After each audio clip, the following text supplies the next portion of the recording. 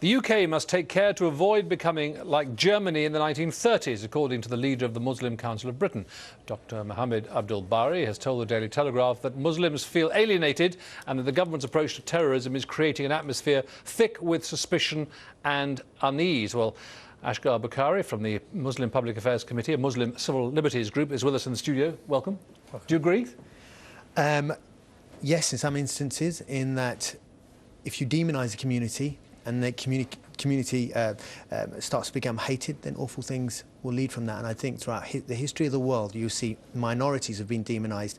You can see what's happened to them. So I'm not saying that Britain's like that, but what I am saying is we've got to take care that it doesn't turn like that. And for a Muslim person living within Britain, it's a scary place, there's no doubt about it.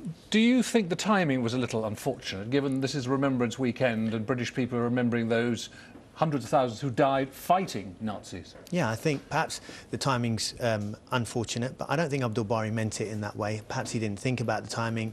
It could have been a mistake, but the fact of the matter is he's not gone to upset anyone. He's trying to say that if Britain's fought against an evil, to stop an evil, let's not become like that ourselves. But he also says, doesn't he, that the amount of debate that's relating to Muslims is disproportionate, yet he's adding still further to it.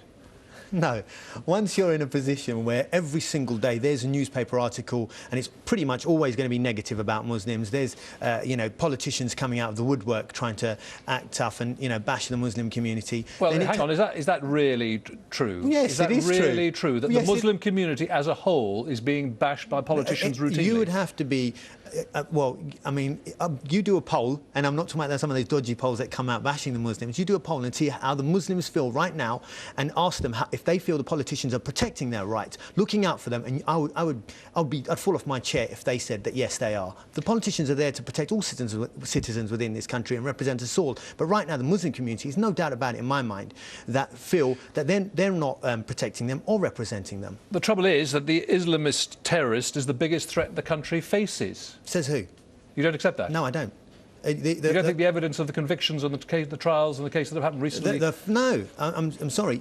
When you say that these terrorists are the biggest threat, there's no doubt in my mind that's absolutely not correct. Yes, they are a threat, and yes, we've got to tackle it. But to imagine that they're equivalent to some of the, past that we've had, fighting Nazi Germany, where, hundreds of thousands of people were killed, millions around the world, there's no comparison.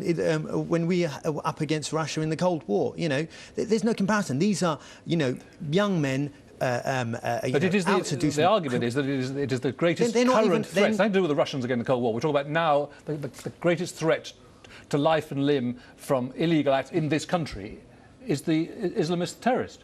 Yes, but to use that type of argument without specifying and limiting it to a number of people without a positive solution, what happens is... And you don't think that's being done? Because people... Well, it's definitely not being done. Most politicians that I hear... Make the point about Islamist terrorism, but also say we must not, under any circumstances, demonise or accuse the Muslim community as a whole. It's a footnote. It's a footnote. There's Islamophobia is on the rise within Britain. Muslims are feeling threatened. They are threatened. They are being vilified and demonised, and there's no doubt about it. Anyone who claims that's not happening is not living in the real world. And anyone out there who opens up the papers in the next few weeks will see some negative story about the Muslim community. Tell me I'm lying. Asghar Bukhari, we'll leave it there.